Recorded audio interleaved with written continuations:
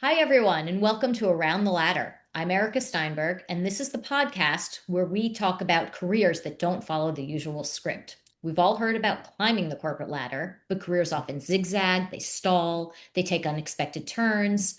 If your journey hasn't been a straight climb, you're in the right place. I love the idea of going around the ladder and finding a path that fits who you really are. So, on this show, I get to talk with people who have taken unconventional routes by choice or by chance, and they found success on their own terms. My guest today is Bradley Girard from BGS Connect.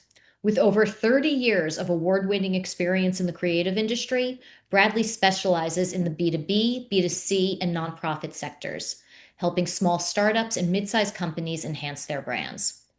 As a collaborative consultant, he transforms his clients' visions into compelling narratives across various mediums. His expertise includes graphic design, photography, video production, podcasting, and marketing, all underpinned by a commitment to quality and craftsmanship. Bradley boasts an impressive portfolio featuring 15 international awards and highlights in industry blogs and the How Design magazine promotion issue. He's served on portfolio reviews for AIGA, Cal State Fullerton, Chapman University, and California State University Long Beach. I am very happy to welcome this creative innovator whose passion continues to inspire others in the industry and somebody who I personally really enjoy speaking to. So, Bradley, welcome. Thank you for joining us in New York, all the way from California. Yay! Welcome. It's great to be here. I'm excited. I've been looking forward to this. And yeah, you and we speak so fluidly and easily. It's always a great conversation. Yeah, so it makes sense that we should just record one of our conversations and share it with the world. Yeah, I agree. So let's start with your career path because you've always been in creative work. And I think about my daughter who is now, 15 going on 35, one of those. And she has been an artist since she was like 4. There's no doubt she's going to go into something creative. It is in her bones. Was it always like that for you? Like, was this always a calling for you? That's a really great question. I mean, I think so. It's in our family. So, but a younger, like my teenager years, I did catering and I was like leading big groups of people, employees, other employees at big events. And I was the leader and I'm a teenager, but I had been doing it for so long, I knew what I was doing. And I did that for a few years, but I really was like, I don't think this is what I want to do. So then my brother is a known designer also. He was the art director of Surfer Magazine and Surfer's Journal, and he had his own design agency called Victoria Street.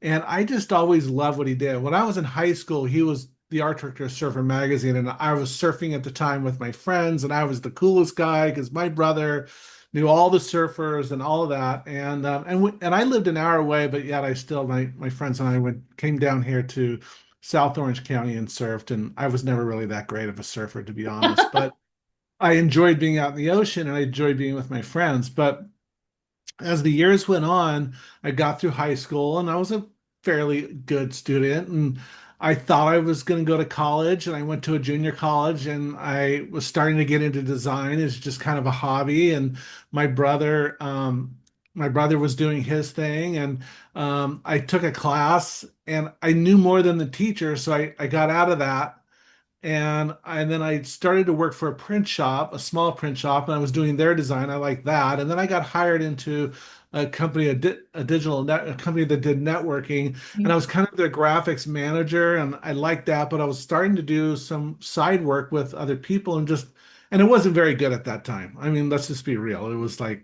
whatever.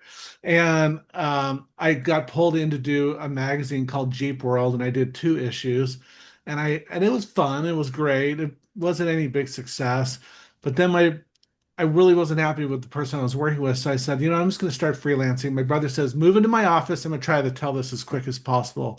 But he says, move into my office. I'll give you production work. You've got some talent there. And I'm like, okay, I'll do that. So I move into his little tiny office and I'm sitting there and I'm masking images and I'm doing whatever he's asking me to do back in Cork Express days, which was a software it's still around, but I'm an Adobe person now.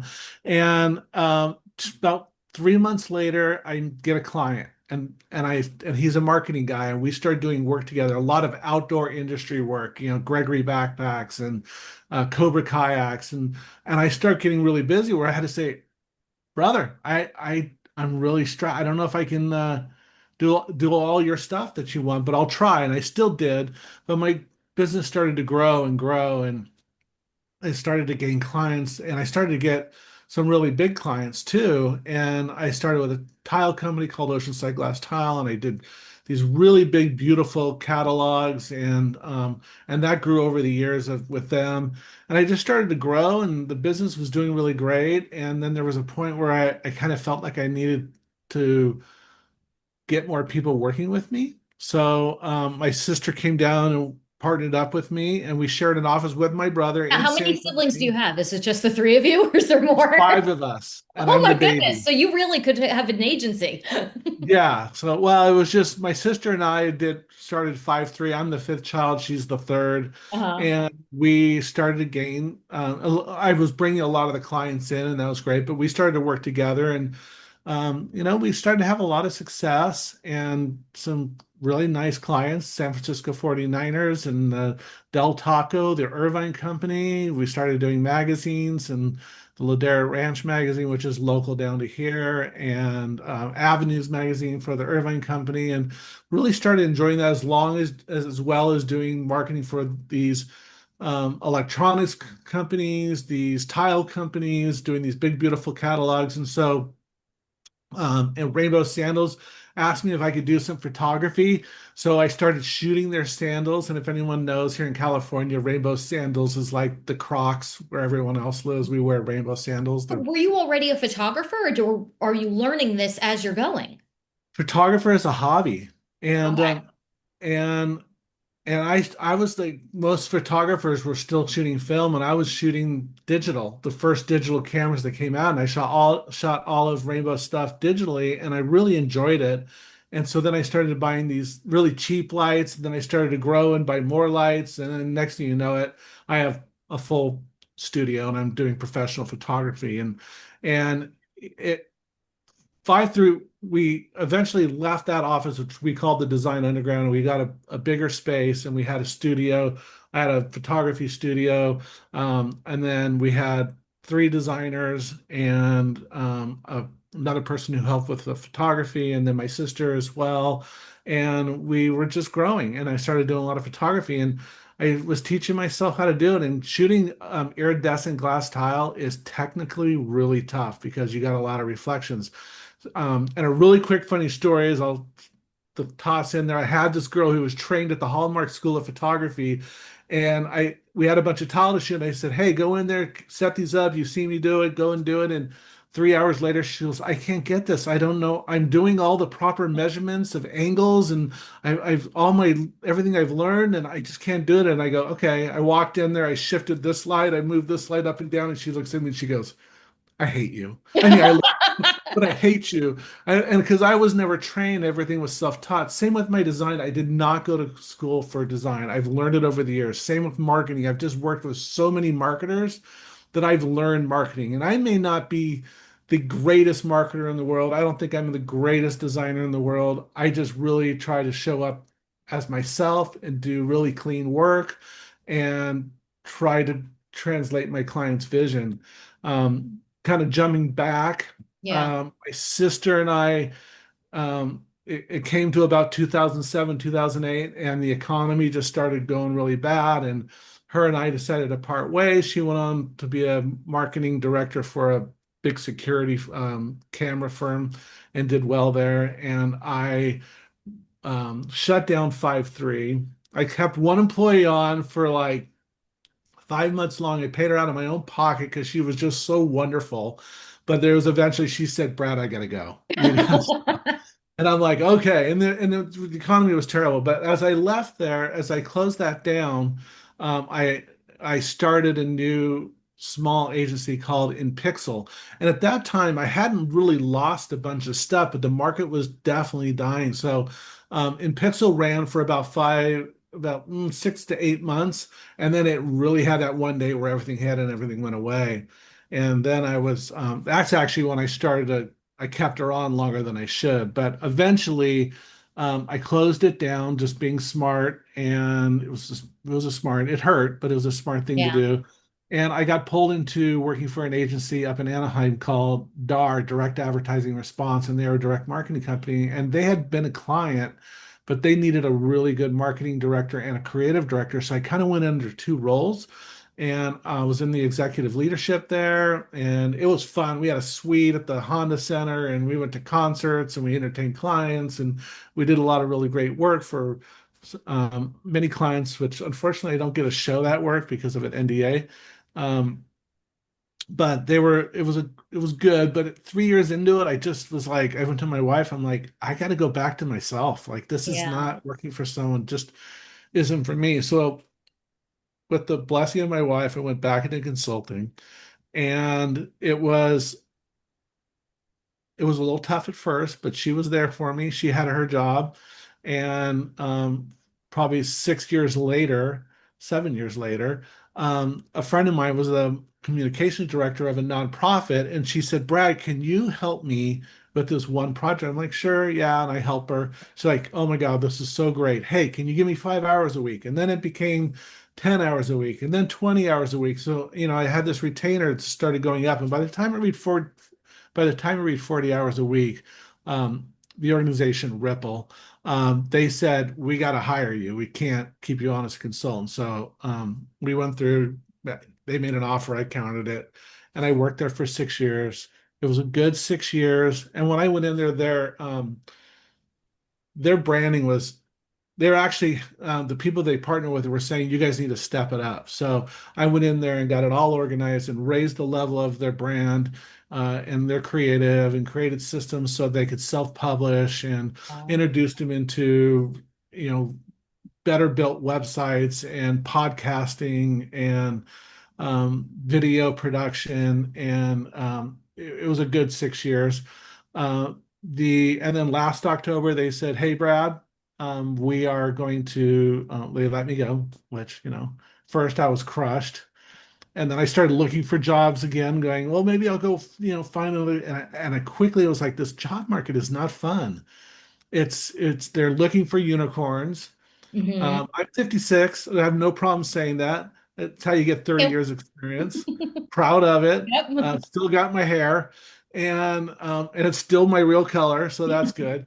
And I truly just decided to dive into doing consulting and being a one-man shop. And what that enabled is I get to run my day. I don't have to go in at 8 and leave at 5. I don't have to do any of that. And at Ripple, I had that a little bit because I traveled the country with my daughter. She was an elite volleyball player. So that was great with Ripple. I was able to do that, and I get to continue having that open kind of schedule as I went into consulting. So probably February, I decided I'm going to jump back consulting. And I've been kind of building back up some of my business, but I never got rid of some of my clients.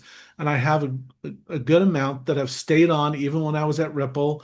And that has enabled me to, be blessed. And, I still would like to grab onto some more and find some really great creative projects. But that's kind of where it's taken me from there. So that's a long answer. I meant it to be short and quick, but I there you love go. it though, because it really speaks to everything that you bring to your clients because you're doing a ton for them, and it seems you're very hands-on, you're learning things as you need to in order to help your clients. So how do you like when you're doing that, how are you working with them to really discover their vision and then to translate it into whatever finished product you need to translate it into?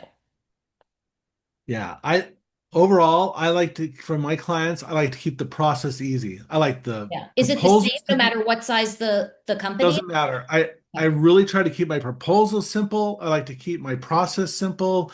I feel like sometimes designers add all these layers into things that don't necessarily need to be there.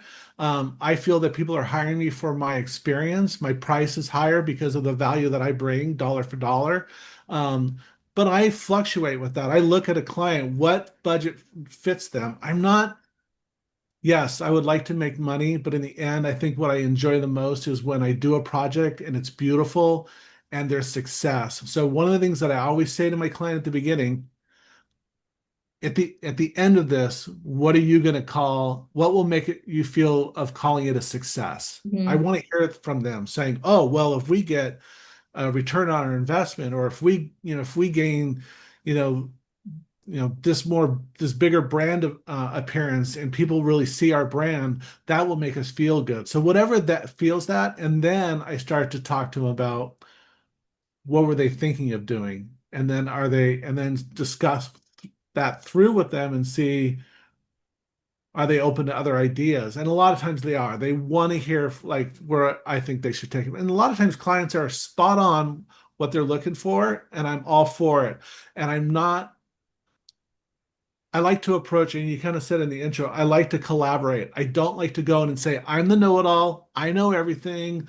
When I do work with clients, I like to work with them. I want them to be a part of the process from beginning to end. I want them to feel so that they're fully bought in, so that when a project ends, they go, we were a part of that. He Yeah. asked us how we felt. He asked us what colors we like. He asked us, what is our vision, and then he added to it. And that's kind of my goal, is to collaborate, especially when I'm doing a branding project where I'm doing excuse me, a brand identity, and creating a brand system and creating a visual style guide. I really want it to make sure that it reflects how they feel and that there's a story. Every brand needs a story. And I think that's the biggest mistake people do. They go, I want a really cool logo. Well, that's great. Well, what does that logo mean? How does it affect your business? What's the story behind it? What is the story of your business? And I mean, it's not that you can look at a logo and go, oh, that's a story, but it needs to connect. And so many people think, and I trust me, I've had clients like, oh, I drew this really cool logo. I want you to make it. I'm like, I'll do a version of that, but I'm going to show you a little bit better way. And every time they end up Yeah. going where I direct them, and that comes from some really, like the Ripple logo. That's a complete custom font that I did for that. If someone goes and looks at my portfolio, I Wow. created that font for them. And sometimes on projects, I try to create something that's really theirs and original. Now, there's some that on a budget they have, I can't go do a custom font. So I try to meet those needs. I listen to them. That's number one. I I take value to what they're saying. I get them bought into being a collaborative effort, but trusting in me to lead them there, Mhm. and that they're hiring me for my value. So Yeah. that's and it wins every time. It I, really I want does. to come back to that trust factor, but when you were talking about the logo, where you said, "Yeah, I'm going to start with this, but I'm going to give you something even better," it reminds me of this. In legal marketing, my field, we have a lot of sayings. One of my favorites is "Stop committing random acts of marketing," but another one is "You never say no. You always say yes and," because you want the client, whether the client is the single law firm or a particular attorney who you're working with, or a business or business person, or maybe especially a business owner who really feels ownership, you want them to feel part of the process. You say that yes and to show like, I'm not going to say no, but let's improve upon this. Let's take this kernel of this really great idea and let's make it work even better for you and for your business. So I like that a lot. A lot of CEOs and CFOs, and their whole thing is, what's the ROI? What's my return on investment? But if you can get them bought in if they're including themselves in the process, and you can get them bought in, they start to see the vision of what good marketing or good communications can be. Yeah, But their goal is, they're spending money. They want to know how that's going to make them money. And I think that's that's viable. It's valid. understandable, Absolutely. Yeah, right? that's what they're You charged with. know, but if you could get them bought into the whole process, they really start understanding marketing. Unfortunately, when the economy is bad, the first thing that goes is marketing. I know. And Yeah. it makes no sense. Now, I have a client, Mandy Lee Collection, and they're just a really great client. And here's a great example. Going into COVID, everything's shutting down. You know what she does? She buys another company and she starts doing marketing for it. Like she understands, Mandy understands, she's the owner, she's a great lady. She understands the concept of what marketing means for her business. Now, um, in her field, we're not doing crazy stuff. We're doing beautiful brochures, we're doing a website, we're doing some rudimentary, like core things for what Foundation. Yeah. works for her business. I don't ever try to lead her into something crazy. I really try to lead her into what works best. Like she doesn't need a blog, she doesn't need a podcast. Um, Her business, she manufactures furniture. Designers design it, she manufactures for hospitality environments. A lot of your big hotels, fancy ones, she built the furniture and does really good work, like quality. So um, I try to tell clients lean into your marketing, don't lean back. Yeah. When times are tough, that's when you should be marketing to bring the business in. Invest in your marketing and your sales will come back. But the first thing a lot of unfortunately a lot of these companies they go, oh, stop our marketing dollar. No, you should spend your marketing dollar. And I've seen it proven. I've gone through the 2007, 8 crash. I've seen COVID crash. I've Mhm. seen 9/11 bring down the market. I've just seen it. And if you lean into it, you're going to win in the end. Yeah, it's still an investment in yourself. I mean, I understand it gets very fear based, and so people react in fear and they retract, but it's an investment in yourself and in your business. So, But find ways like this again, I'll applaud Mandy. The one thing that she does is find ways to be economical, but yeah, still create things that help promote your business. What are yeah. creative ways? Like we went from printing in COVID, we went from printing these beautiful beautiful brochures with special paper and spot gloss finish, all the way up to that. But at that point, because of that, what we did is we actually went into smaller quantities, digital printing, and just a smaller piece, and it did the work. Hmm. I'm really happy. I'm right now working on a new printed, beautiful piece for her, and it's super fun to work on. So it's being smart about that is good. There's ways that you can be economical and still get your marketing done. Yeah, yeah. And when you're working with somebody, I mean, I would imagine, you mentioned how with this particular client, you don't lead her anywhere crazy. But sometimes maybe you are, or maybe a client is getting outside of their comfort zone. Like, do you work with, have you been in situations where you realize like it feels a little bit out there, but this is actually a good place to go? Like, how do you steer somebody when you know it is a good path, it is a good way, and they're still a little uncomfortable with it? Just talking it through with them. And honestly, for myself, I have gone into projects that I have never done before. Like when I first designed a trade show booth, I never designed a trade show booth, but I went in and I said, yeah, I can do this, no problem. So my dad, who just passed away this year, my dad always says, "Fake it till you make it, son. Just Yep. fake it till you make it."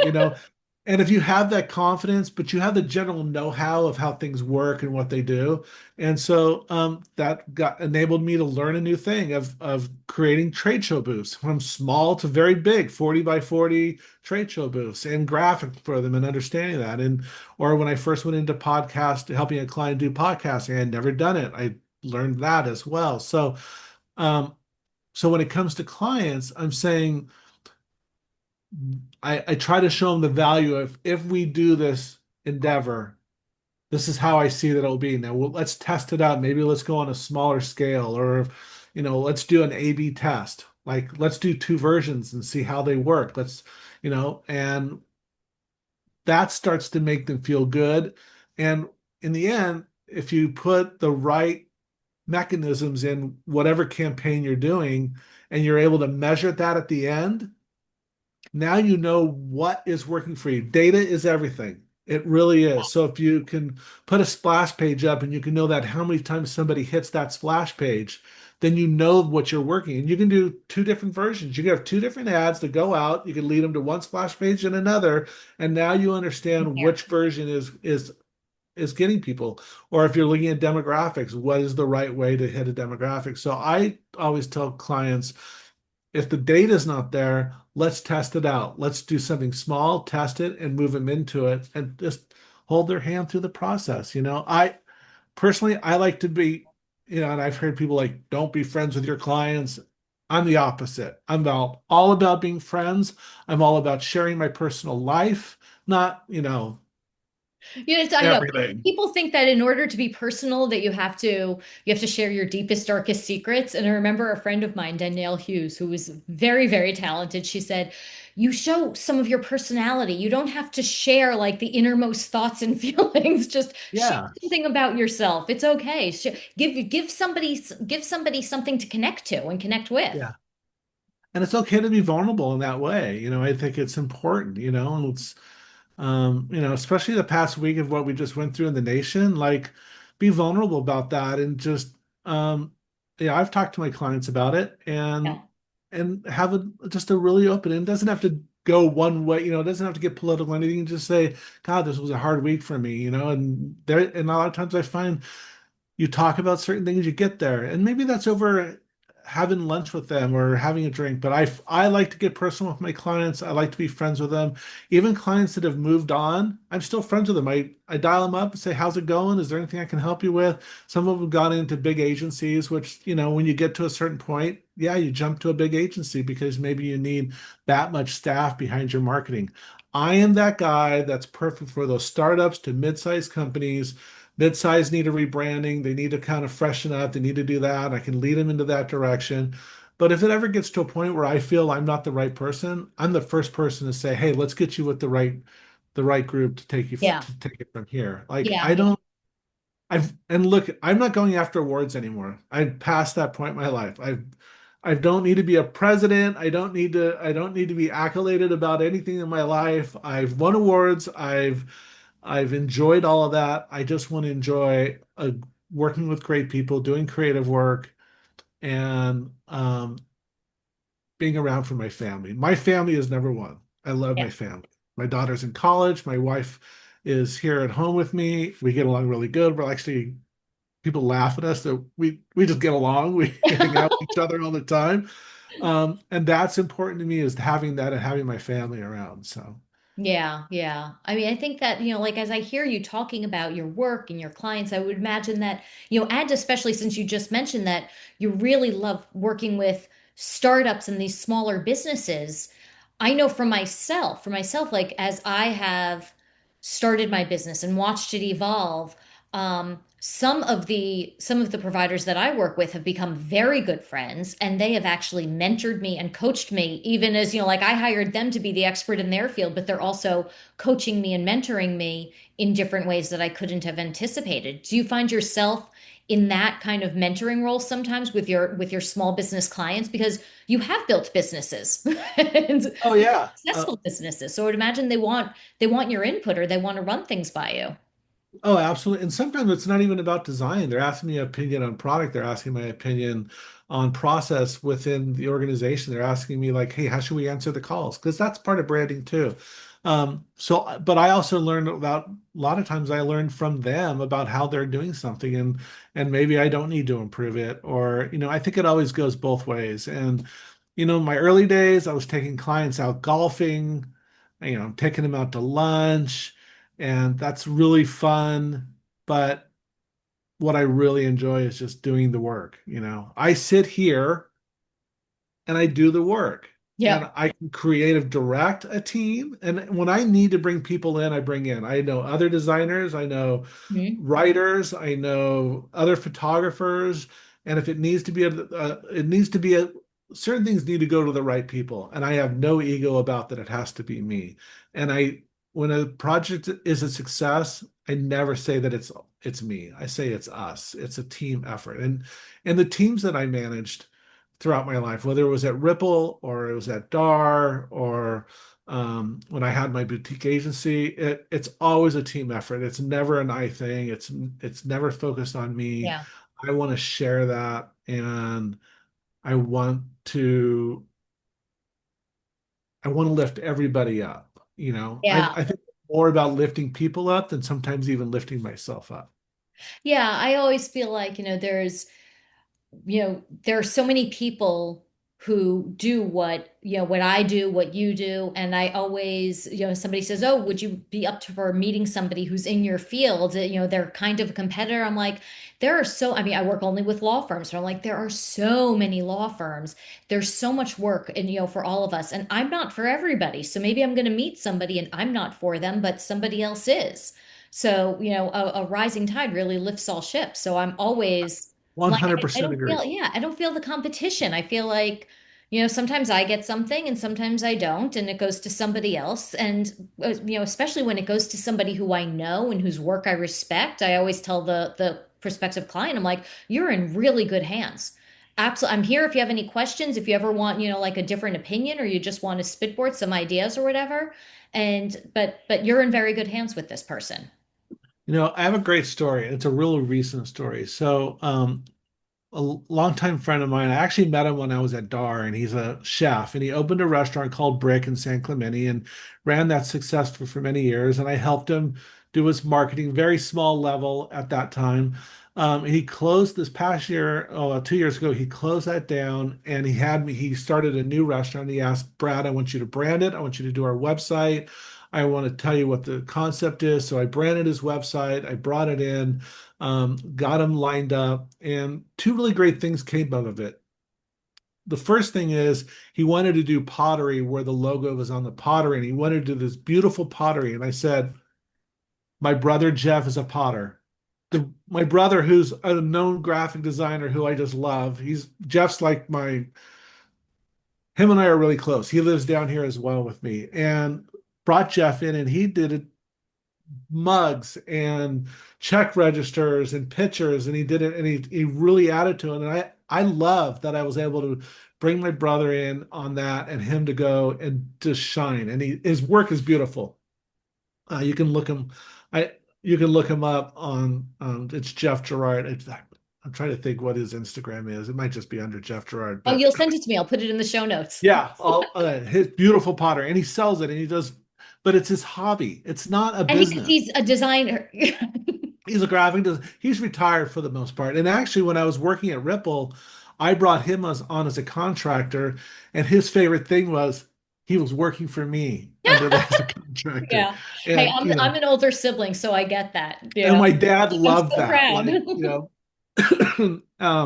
but now he's basically retired. He's between his home in San Clemente. He has a beautiful home up outside of Yosemite, and but him and I are very close in everything, just the way we view life, and but so he went on and did the pottery. So then David, I think, got approached by someone who does social media, and I can do social media, but it's not my thing. Mhm. I can do a graphic for it, but managing to it's not what I would It's love. But not your zone of I can, genius. yeah, I'd rather there's companies that are he got this company. I don't even know their name, to be honest. And a lot of people will be like, "Well, I can do that. You should have me doing that." And I actually said, "David, what they're doing for you is fantastic.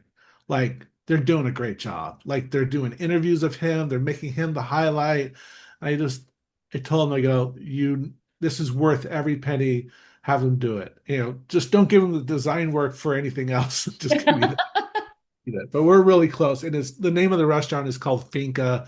If anyone's out here in Southern California, go to Finca. It's down at the River Street Marketplace in San Juan Capistrano. His food is phenomenal. Get the artichoke. So I'll Uh, leave it at, I would have wanted to be paid in artichokes then. oh my gosh. Yeah. Oh my gosh. His food is so good. And it was really great when he was had Brick, which was an Italian restaurant. But this is just the cuisine is old California and Mexico, kind of like it stems from the farmer and the rancher. So, there are burgers, but there's other types of sandwiches and meat dishes, but then it's the vegetable side that is just off the Outstanding. charts. And then he pairs it with tequila and mezcal, like Oh, crazy list of tequila and mezcal. And then he started off as a California and Mexico wine list, but now he has brought it just to all Mexico wines. And it's just he just knows what he's doing. So like I loved it. It wasn't a crazy huge ton of work. It was just really fun, and I love to see his success. yeah. And it's him. It's his and his staff are phenomenal. Yeah. So Well, I love that. And I think that speaks to how you are in your business with your clients is that, like you want to see them succeed. I'm going to take absolute pleasure and pride in someone else's success and, be grateful that played a part in it and that I yeah, was able to contribute to it. And that I think is, um, That's been one of the, I mean, when I was in-house in law firms, I always said I'm a company girl. I'm all about what's best for the firm. And now with my own business, what really brings me that same feeling is seeing my clients succeed and seeing their businesses transform, seeing them feel good about what we're doing and seeing how we're able to help in a variety of ways. So it's very heartfelt for me. And it's funny because, I work with law firms, so it's a very mind-driven place, but I like to believe that I'm bringing more heart to it. So So, and my lawyer, uh, John Stifter, when I have to have time with him, and let's just say it typically would be an hour meeting, it's 1 hour of John telling jokes and 1 hour of John getting down to business with me. And I always tell him, like, don't bill me for your jokes. But exactly. Unless they're really, really good. I mean, like you, yeah, well, he's just really a good. great guy. He's been a big part of my success and moving forward in life, you know. Again, my success comes from around the ladder. I didn't go to school. I didn't go to college, you know. I learned by doing it. And if I have any message for whoever's watching this that is kind of younger, schooling can help you, yes, but sometimes learning it and being in it can elevate you to a whole new level. Trust me, I've had clients tell me, you know more than the marketing director that we just let go. And I didn't go to school for marketing. I've just listened to good marketing. I've worked with some of the best marketing directors, some of the best communication directors, and I learn. I just pick up. And that's stemming back to my brother saying, and he's always a success, always said to me, you're never done learning. Yeah. Don't ever think you know everything because you don't. And as I had employees, I would learn things all the time. And I'm like, you just taught me something. I'll tell them, you just taught me Yeah. something. I didn't know that. And I don't need to be the know-it-all. Just, I don't think that really wears well when there's No. confidence and then there's over ego. Yeah. And I think also that, it makes sense. You're not going to know everything about everything. And it makes sense to surround yourself with people who know things that you don't know. Because to put all of the pressure on yourself, I mean, I know that's where I came from. I would put all the pressure on myself. And now I'm very comfortable saying, oh, that's not my area of expertise, but somebody on my team is really focused on that. So I'm going to pair you with her, Yeah, and that's it makes more sense. I'm not out to make the most amount of money from my clients. I am out to make a living while I am helping my clients. I think there's more joy for me in the success in seeing a success rather than the money in my wallet. And don't get me wrong, I like money in Yeah, my you need wallet money in your wallet. because You've earned it. yeah, and when you don't have it, it hurts, you know. Yeah. I mean, this past year of jumping back into it, things are a little tighter, but that's Yeah. okay. But I love that growing part. And, that kind of goes into why I don't choose one industry. I definitely wanted to touch on this with you. Like, I truly like to be in multiple industries. I Yeah. don't think that there's some people who stay in like, this is my line. I'm only going to do home Hey. products, But and that's okay. That's for I some. love my law firms. But for me, I like to do, a tile company here, a restaurant here, a company that makes furniture over here, a company that provides veterinary service. I like a little bit of everything, and I like to go in and help solve problems. Yeah. That's what gets me Yeah. excited. I love it when there's something that I haven't done and I figure out a way to get it done for them or make them look better in what they're doing. That's the best. Oh, that's fantastic. Oh my goodness. Well, I have one more question for you because this is, of course, I knew that this time was going to fly by and it did.